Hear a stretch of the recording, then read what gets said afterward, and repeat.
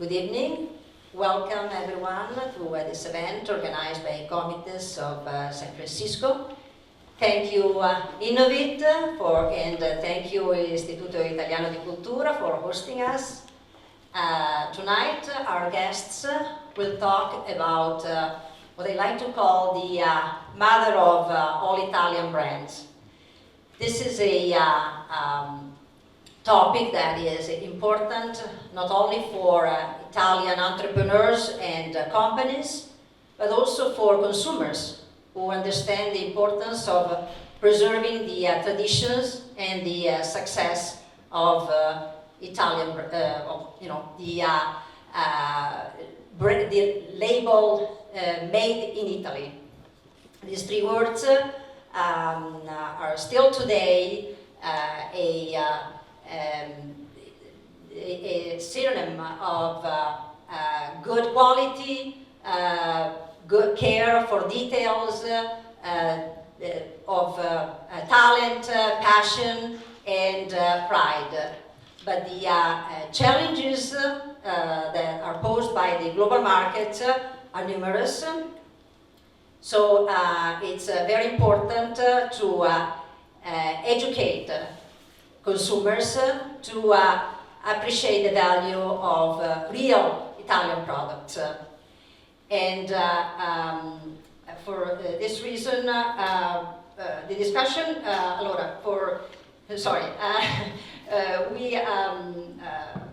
the discussion will be moderated by Davide Accomazzo. Davide is professor of finance and teaches courses of global finance, portfolio management, and derivatives at the Pepperdine University of Los Angeles. He is chief investment officer of Thalassa Capital LLC, and is also president of Comites of Los Angeles. This is the first time that we organize an event together with another Comites, so this event is important also for this reason. And Davide will introduce our speakers, but before starting, I'd like to pass the mic to Massimo, that would like to say something. Thank you. Thank you.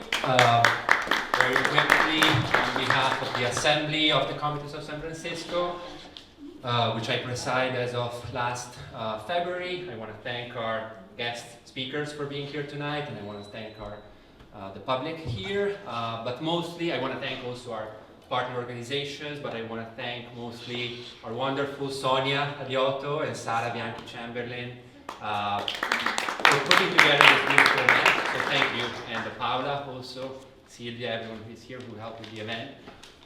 All on a voluntary basis. So for those of you who don't know about Comites, we are a board of elected officials, so we are the first level of representation of the Italian community.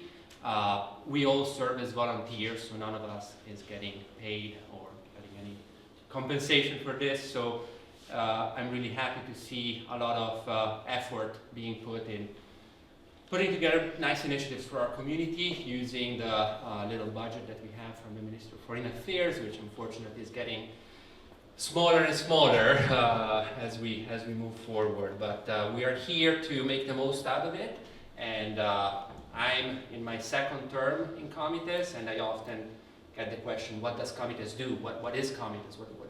Why do you have Comites? And this is why, to provide this type of event for our community and other types of events also. So we have a lot of cultural events planned for the remainder of the year. We have an extremely busy year ahead with cultural events, seminars about double taxation and any other issue that is relevant for our local community. So I invite all of you who don't follow us yet to do so, or like and subscribe to our Instagram and LinkedIn and Facebook, and stay tuned with what we have planned for you for the remainder of the year. But for now, thank you again for putting this beautiful evening together. Okay, thank you. And now the General Consul of Italy, Sergio Strozzi. Thank you. Grazie, Sonia. We take advantage of the podium actually because I have some sheets to have a look. Dear guests, I'm so honored to be here today. Being the representative of Italy and the Italian government, I think it's very important what Comites is organizing today. We are in the new home of Italy and Italians in San Francisco. This is a home, Alberto Acito, who's the director of the Italian Innovation Center at Innovit, will tell you more about this new home. But it's very important that among the activities we do, we not only tackle innovation tech, but also some very specific issues like trademark protection. And what are we talking about? We are talking about a very crucial topic. Why? I give you just some numbers.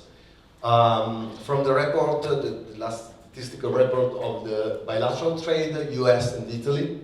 In 2022, the trade between Italy and the United States, the overall, so services and goods, amounted to $117 billion, with a plus 23.4% in comparison with the 2021 data. Talking about goods exports from Italy to the United States, the value of the exports was $97 billion, with an increase, percentage increase of 17.4%. So, and the United States have taken over, for example, France, which used to be the second country for our export. So it's the first time after the Italian unity in 1861. So it's a big thing we are talking about. And trademark protection is exactly aimed at protecting our trade and export. That's why it's so important to talk about this issue. From the governmental point of view, I'm glad to give you just a few hints about what we are doing as Minister of Foreign Affairs and government as a whole, obviously. We have some tools for protecting Italian trademarks and trade.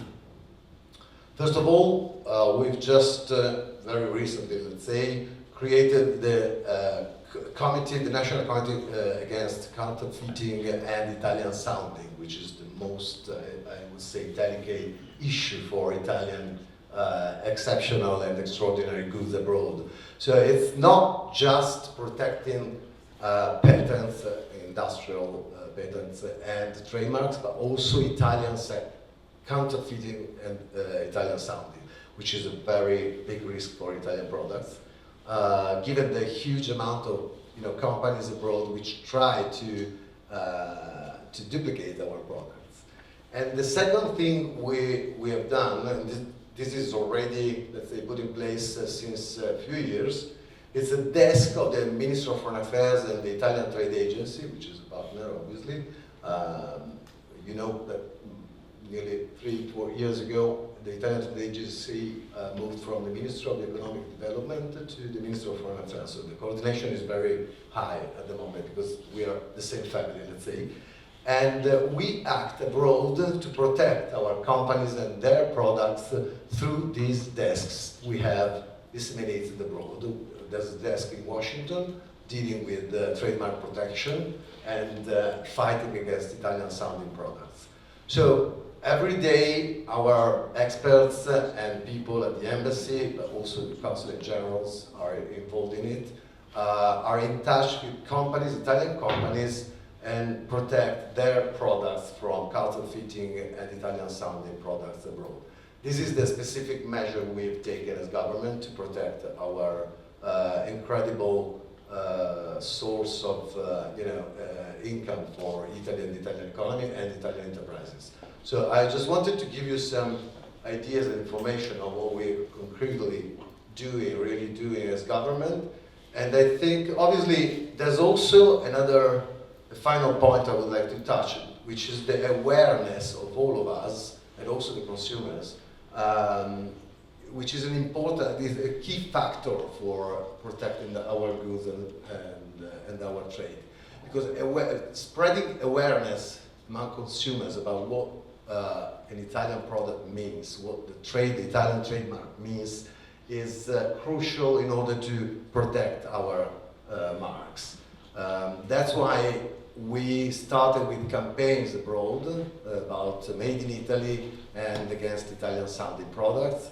And that's why it's very important that we more and more inform our consumers and our partners abroad as well, so the US consumers in this case, the companies, about this topic, which is crucial for us. So thank you very much. I thank Presidente del Comites, the Comites President Massimo Costetti, and the organizers, both Sonia Liotto and Sara Bianchi Chamberlain, for organizing this. And I welcome all of you to this event. And thank you so much to our distinguished speakers, excellent speakers. I'm looking forward to listen to. Thank you. Grazie.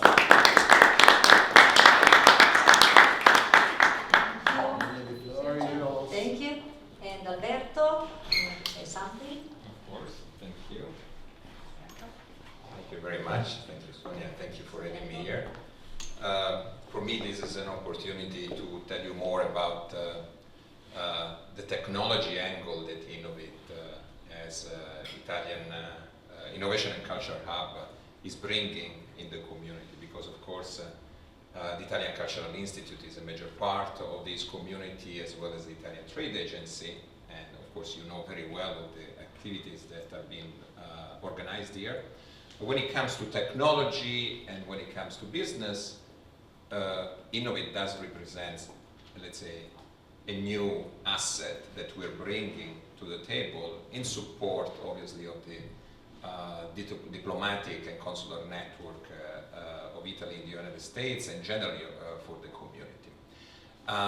In which way? Well, first and foremost, as our Consul General often says, this is a rebranding type of activity that we're doing. It's very important because clearly Italy is very well known for fashion, for design, for food, less so for technology. And so we decided to build Innovit, of course, to start this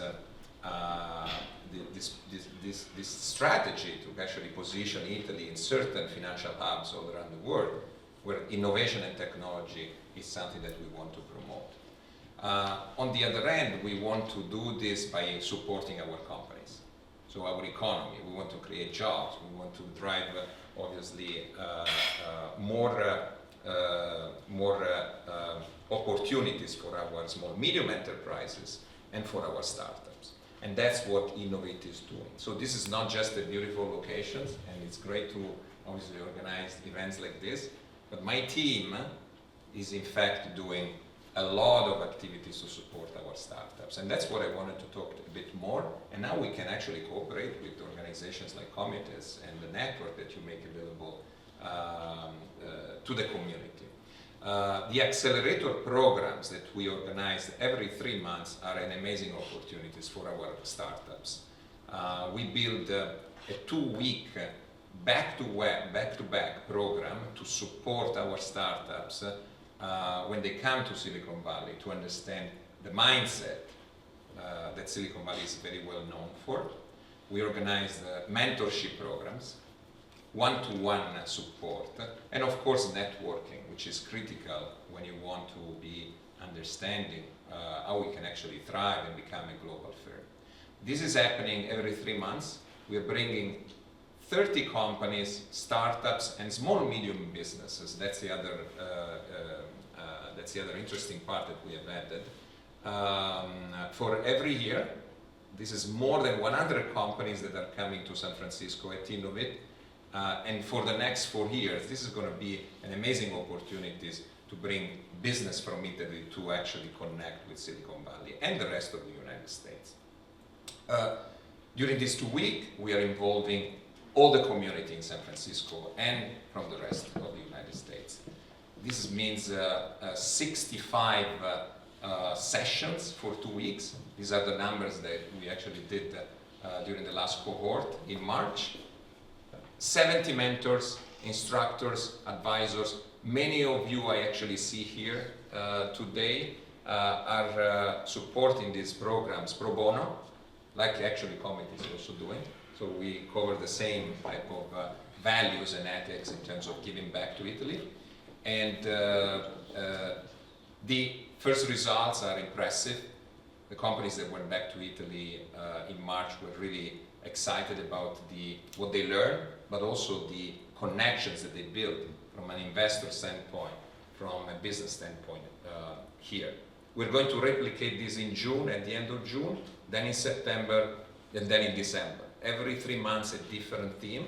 So the next one is going to be about IoT, robotics, and cybersecurity.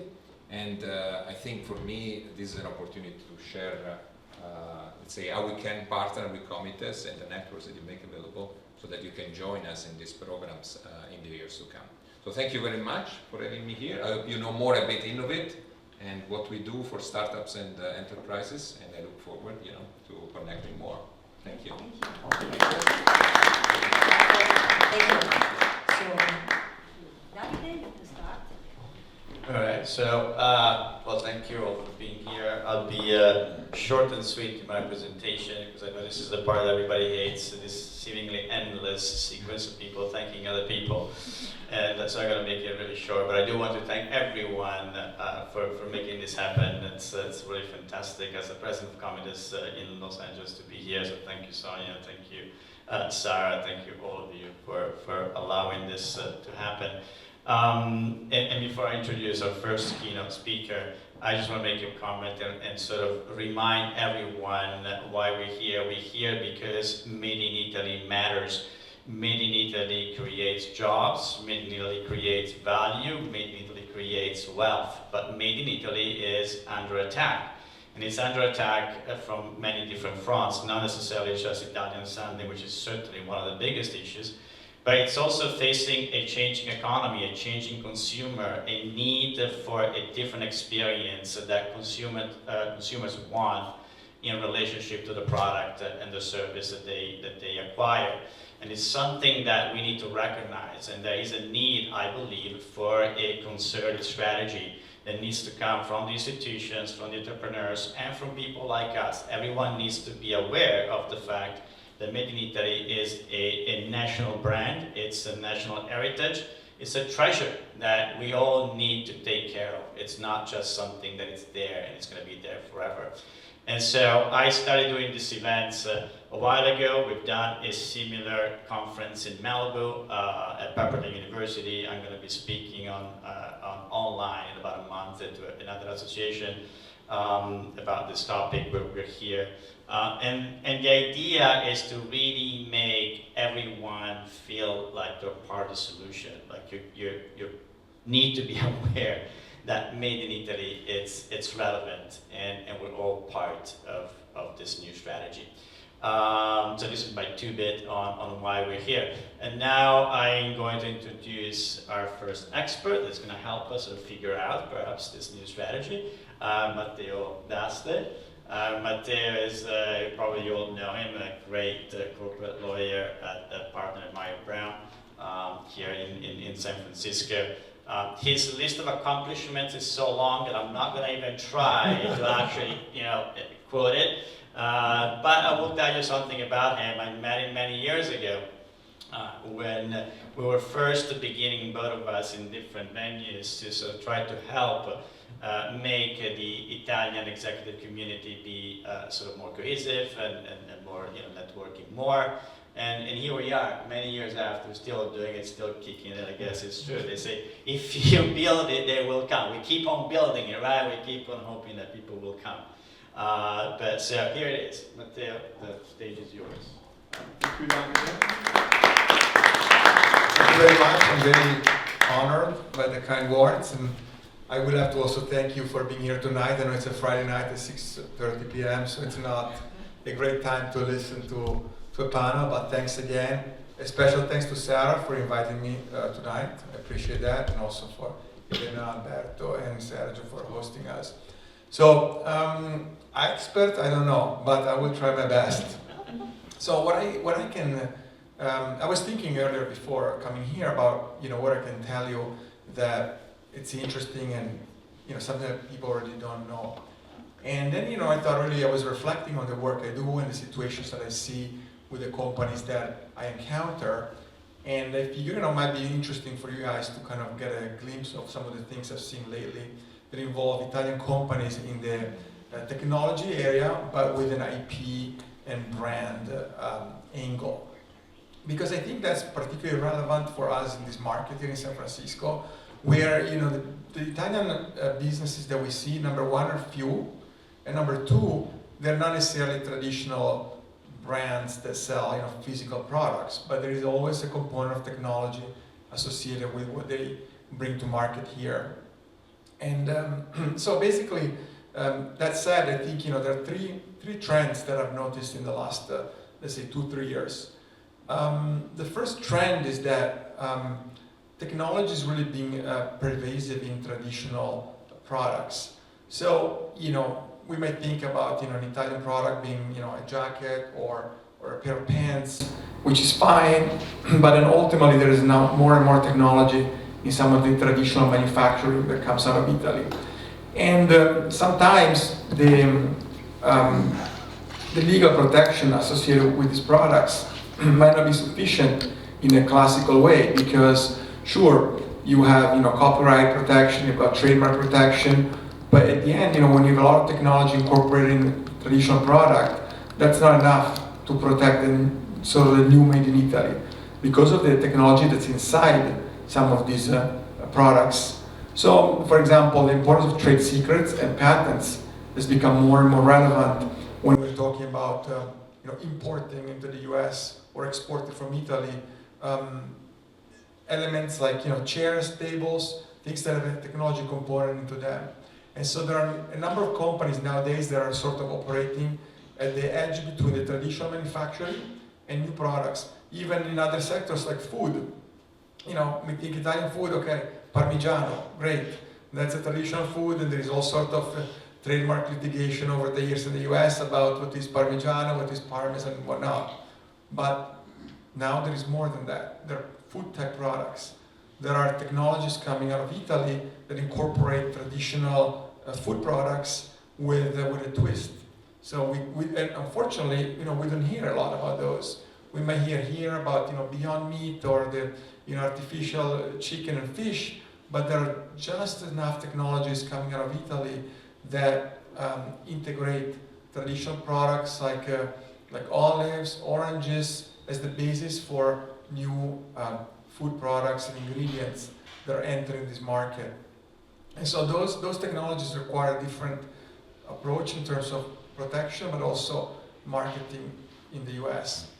Then the second thing that I noticed is concerning things like fashion, more traditional goods that Italian industry markets and produces. And historically, the Italian brands were really, concerned about the distribution channels and the ability to control the retail experience from brand to traditional retailers and boutique and stores. But that model is under challenge because of the emergence of a lot of online resellers and retailers of high fashion. And so there's a big, gray market product problem, because from a legal standpoint, when a brand like, let's say, Dolce & Gabbana has a contract with its network in the US, maybe it's a contract with Neiman Marcus or Saks, those are authorized retail channels. But then what happens when the same products are sold on Farfetch? That's an online channel that's selling products that belong to the brand, but they're not really based on a contract between the brand and the retailer. And those products are typically sourced from stores, physical stores somewhere around the world. But the brands, they don't have a way of knowing where those stores are, because there isn't a contract between the brand and the online retailer. And so that's called gray markets, and it's becoming a problem for the brands. But I think that's also an opportunity, because if you look at it, on the other hand, more and more people are shopping for those products online. And so my 2 cents for the Italian brands is to think about an opportunity, not so much as a kind of defensive challenge to traditional distribution channels, but turn it around and look at great examples of places, even in Italy, like Yoox, fantastic marketplaces where luxury brands were sold in the US or were sold all over Europe. And so turn that as an opportunity and not just a challenge. And then the last thing that I've seen in the last couple of years are direct acquisitions by US companies or direct investments by US funds into Italian technology companies that integrate, fashion and food tech elements in their products. I'm working right now on a transaction, unfortunately it's not closed, so I cannot disclose, but it involves a technology company in Silicon Valley, one of the big ones, that's buying a company in Italy that's really strong in the, let's call it security and, counterfeiting. And that's, I think that's a very important sector for Italy because, if you look at Italy as a technology hub, may not be able to compete with Silicon Valley in areas like software or AI, but in technologies that derive from traditional sectors like industrial automation, fashion, food, things where Italy has many, many years of experience, then there is more technology coming out of those sectors, and that technology is world-class. And so those companies can become investment targets for the Silicon Valley global giants. Not in a predatory way, not let's say in a French way, not there are any French in this audience, but in a positive way, in a way that can help the Italian ecosystem be more connected with a global distribution of retail channels. So I think I would encourage again Italian companies in sectors that touch traditional industries like fashion, food, design, in industrial automation, machinery, to really look at what technologies have been developed by these sectors and the opportunities that exist with the California markets. And those are the 3 points. And I don't want to take too much time because I know we have others, but we can talk about questions afterwards.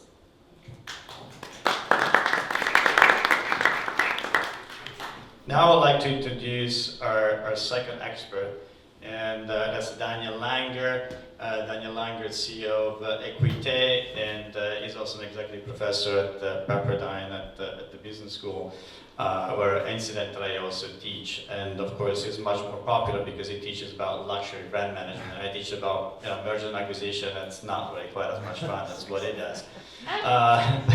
He's also very talented too, it's not just that he teaches something fun. So he's done some pretty interesting research on brand management, and that takes me back to what I was saying before, that the problem doesn't just come from people copying our products or counterfeiting. It also comes from a different management that today brands are required to implement, a different approach to sort of selling and promoting their products. So he does a lot of research in that area, and he also did some sort of number crunching on made in Italy perceptions in the United States, and he put the two together, and he's giving us some perhaps even controversial sort of findings. And again, he's one of the top consultants in the world in terms of brand management. And his schedule is crazy. He's always somewhere around the world. I never know when I call him if I'm going to wake him up in the middle of the night or if he's going to have, be having lunch or something like that. And because of this crazy schedule, actually he was supposed to be here, but he had to fly to London to put out a fire for a label, which shall remain nameless. But he did send us his presentation. So he had actually, we'll show you a video with his presentation and the findings, and I'm sure that will spark some conversations. So hello, ladies and gentlemen. My name is Daniel Langer, and I'm extremely delighted to present to you some of the latest findings around the future of luxury and in the context of future.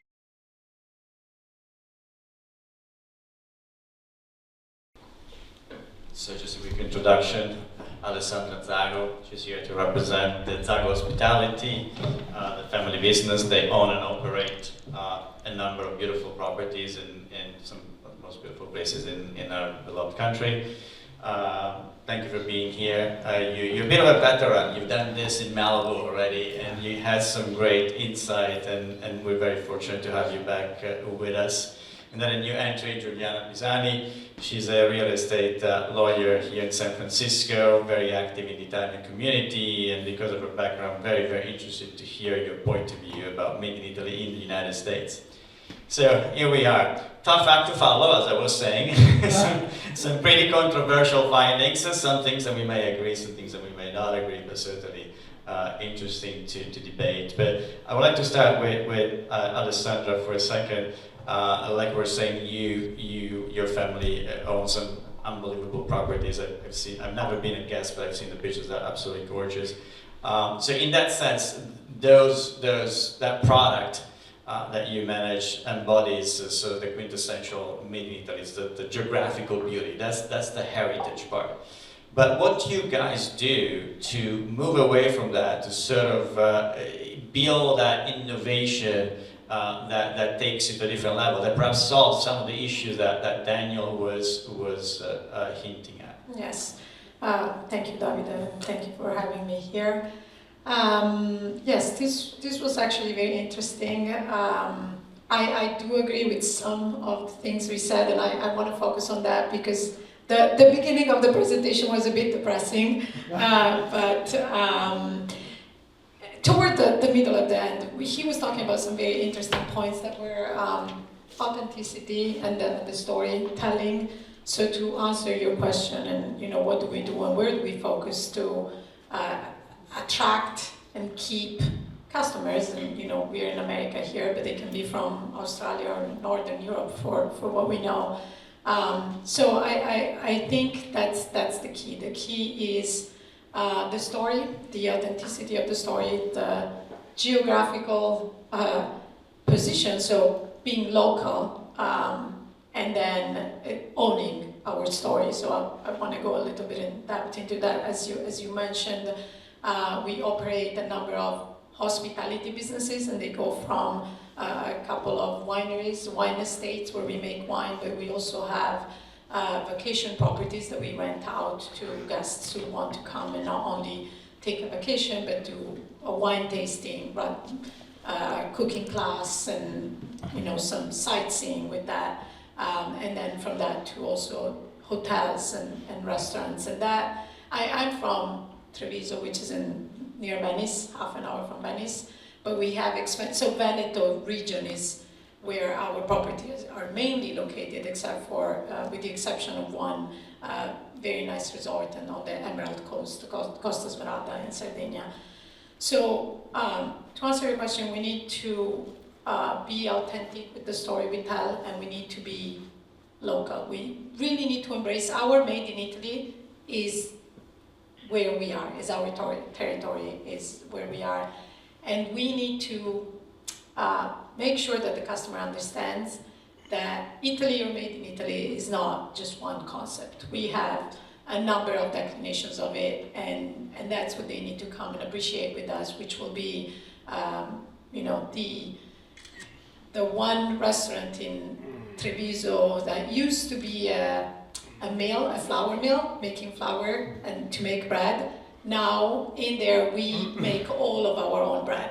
And when you sit down and order your food, there is a person that comes out, this is true, this is actually our story, that comes out, brings you 3 different breads and breadsticks, and he tells you what they're made, what the name of the flour that's used. And even when I was there, I was like, oh, okay, I didn't know that.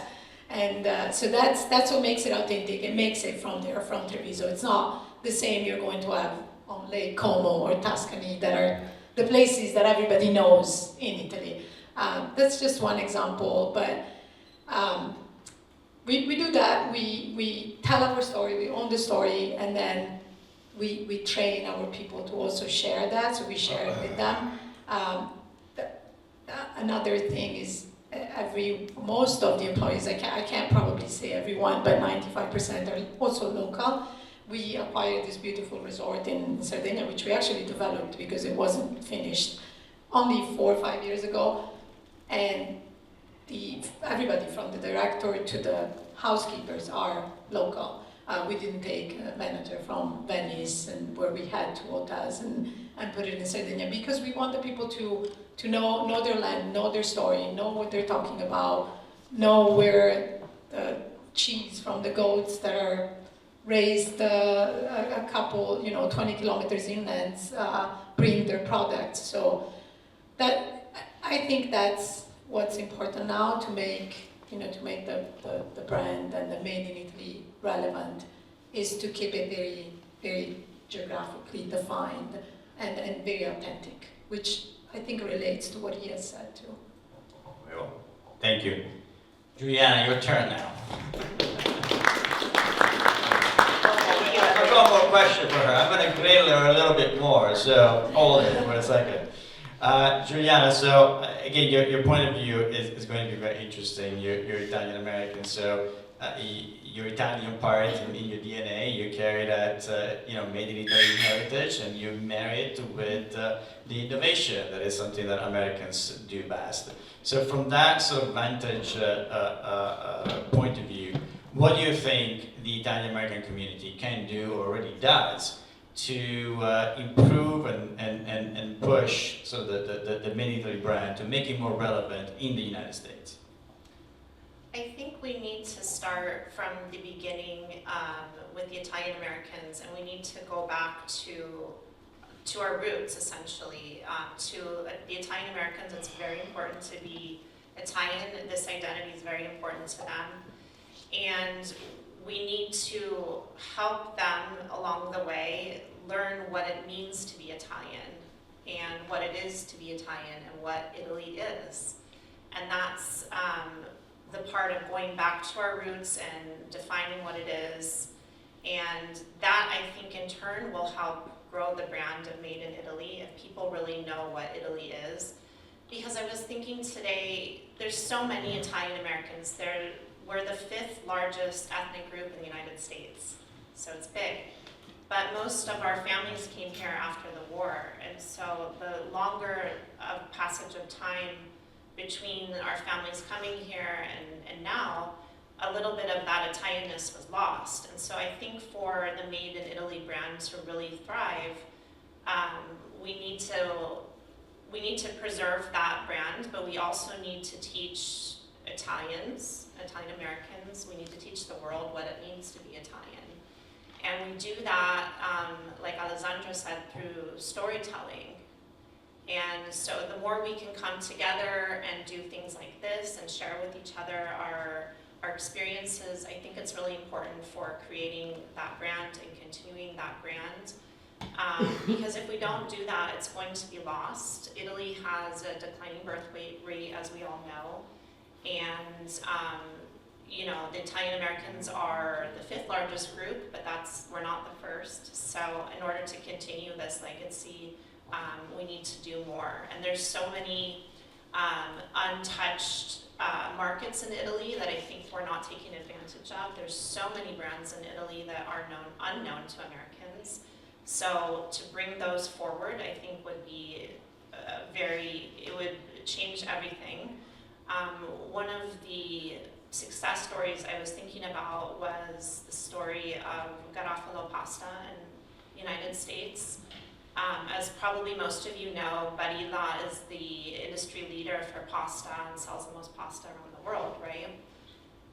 But it wasn't too long ago that Costco started bringing in Garofalo into the United States and putting it on their shelves. And guess what? It took off. And before they had Barilla, and I'm sure it sold, but the Americans didn't know about Garofalo and that it's a higher quality pasta and that it's an older company. So I wonder about the future of Made in Italy. Maybe they just need to put their products on the shelf in Costco and maybe they'll succeed, I don't know. It is fun to be able to buy your spaghetti and also buy a Prada handbag and a Gucci sunglasses.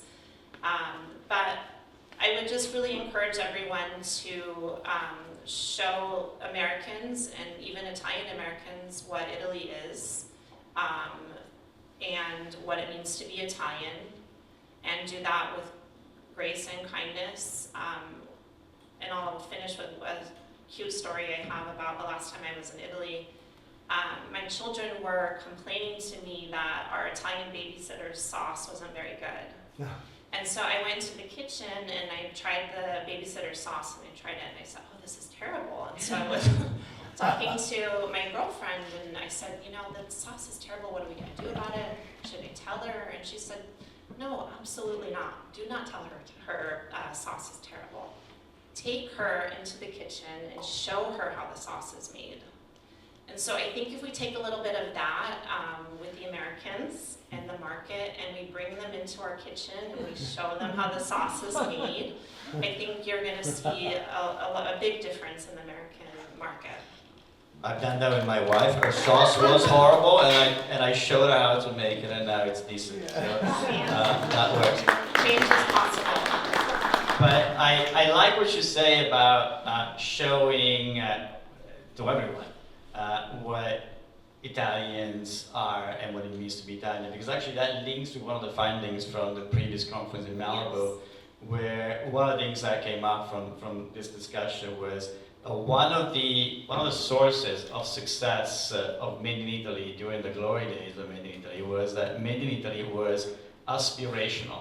People were not just buying the products because they were well made, which certainly was a big part of it, but they wanted to be Italians. We were cool, and people wanted to buy a lifestyle. And that's why it sort of relates a little bit to what I was saying earlier, that this is not just about protecting the trademark, which is absolutely very important, but it's a responsibility of everyone. It's a responsibility not just, I believe, of the institutions, of businesses and so on. It's a responsibility of us as citizens. We need to make Italy cool, and we need to make people feel like Italy, it really is an aspirational point. So thank you for bringing it up. And now I want to break 1 second before I have another round of big questions, so get ready. But I do want to introduce a very quick video again. Yes, sorry, but it's, I have contacts all over the world and they cannot really come all the time. I call them. But I want to introduce Tommaso Zanin, who is a co-founder of a startup called Via Made in Italy. And with a name like that, I could not leave them out. And the reason also why I want to show what they do and hear his point of view is because they actually have a platform that is helping out essentially creating a bit of a solution to some of the many attacks that we have on Made in Italy. They're trying to essentially help small producers, more high quality manufacturers, the shoemakers, the sweater makers, the tailors, that are just very geographically constrained and they don't have the know-how. They have the heritage, but they don't have the know-how to sort of go out and look for bigger markets to really compete with some of the stuff that Daniel was talking about. And they're trying to provide this platform to allow for the smaller, high-quality producers to sort of go out to the world and do it on a larger scale.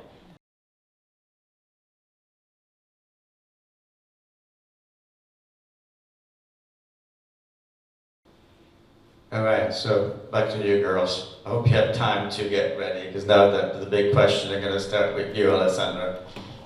So you're a successful entrepreneur, and from that point of view, what would you think are the most immediate steps that we should be taking to spur a Made in Italy renaissance? Well, as we're here, I think it's the perfect venue to bring some institutions to make them aware that I think some of the help should come from institutions, from possibly maybe ideas of tax benefits for, in our case, the hospitality business, or less bureaucracy when investing in, an area. I mean, and I know I'm talking in general, but sometimes the bureaucracy in Italy does, from an entrepreneur standpoint, not only in the hospitality business, but in any business, does pose, does slow down the process. I've seen, we do see that in other countries, conglomerates, luxury conglomerates are being created, Louis Vuitton to name one, and we are unable to do that in Italy. It doesn't mean that we can't do it, it's just we're not there yet. I think also that's something to be taken into considerations that entrepreneurs need to look into, because, for example, they have, I don't want to have the presumptions of mimicking them in a little bit, but they do have the wine, the fashion, the hospitality, and they're coming and shopping in Italy. They're shopping in the Emerald Coast and taking our family-owned boutique hotels and making that part of a group. So that's all fun to see happen. That would be one step, definitely not the only one. The other one, I think, major thing that we need to improve and we need to get better at is communication. We have so many talents. We don't even know them sometimes that we have them. Passion. I think Italians for so many years, and this goes back also to what you have said, and when the different generations of Italians have come here, they were so concerned about keeping their head down and working because they came from a situation where that's what they needed to do, and they forgot how cool they are, like you said. They forgot that they decided that they did not want to speak Italian. They told their children, "You're not speaking Italian, you're only learning English." And they said, we're working hard, and let's see what happens. And now, 100 or 60 or 70 years later, I think we need to reverse that a little bit and bring back the awareness, the coolness of being Italian. I don't think it's impossible. I actually, maybe in some ways and some forms, this reversing process has already started. When you said we were cool, I think we're becoming cool again. I hope so. Thank you. Juliana, biggest risk and biggest opportunity for Made in Italy in the United States? Okay, I think the biggest risk is going back to what Daniel Langer said. This new generation, I think, has a loss of identity. And so I'm saying the new generation, I'm not including my generation in that. I don't think they know who they are or what they want. And so I'm going back to that theme of, I think for Made in Italy to go forward or continuing to go forward, we need to teach people what it is to be Italian. And I think, Alessandra, it's still very cool to be Italian. I think it's very trendy to be Italian. If you look at the media and the brands, they're all very trendy and in. The only thing I noticed this year is that this year the ticket prices to go to Italy were, for the first time in years, more expensive than to go to Greece, where I usually go with my husband. So that's the only thing. I think maybe Greece is a little bit more trendy this year. But I think we're there, and we just need to show the way to Americans on what it is to be Italian and show them the branding. For example, before the pandemic, Fiat did a beautiful reinvention or rebranding of the brand. For the longest time in the United States, Fiat was associated with, cars that broke down, and there was the old joke about "fix it again, Tony." That's what Fiat stood for. And then I loved what Fiat was doing in making Fiat cool again. They were doing these great commercials filmed, in the United States with the pilgrims, and the pilgrims getting together and saying, "Oh, the Italians are coming, the Italians are coming." Well, the Italians are here, and we need to make our presence known because we are cool and we have a lot to offer. But the biggest risk is the loss of identity. And what was the second part? Also the biggest opportunity. The biggest opportunity, I think, again, is this loss of identity. People want to know who they are. And we just need to bring them in the kitchen a little bit more and show them around Italy, and they're not going to be sorry once they're there. And it's a lot easier now to do that with social media. It's so easy to put everything out there. Being Southern Italian American, for the longest time, Southern Italy didn't have the same accolades and the same appreciation that Northern Italy did. And it just takes little tweaks to the American audience to change that. For example, that new show on HBO, White Lotus, being filmed in Sicily. Well, I got a little annoyed because we go to Taormina every year, and now it's very trendy. For example, I have a friend who's getting married, and she has to plan her wedding 2 years in advance in Taormina because it's booked for the next 2 years. So I think it's that easy with the American audience to show them the way, and I think they'll come along.